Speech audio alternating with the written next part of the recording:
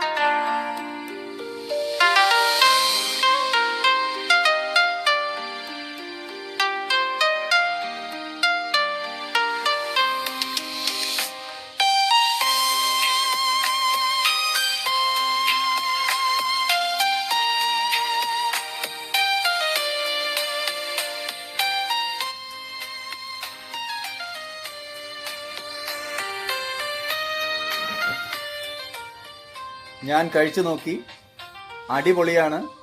ഈ വഴി പോകുന്നവർ മസ്റ്റായിട്ടും ഇറങ്ങി കഴിക്കേണ്ട ഒരു സ്പോട്ടാണ്. ഇവിടത്തെ അമ്മമാരുടെ കൈപുണ്യം നുകരാൻ എല്ലാ പേരെയും ഞാൻ സ്വാഗതം ചെയ്യുന്നു.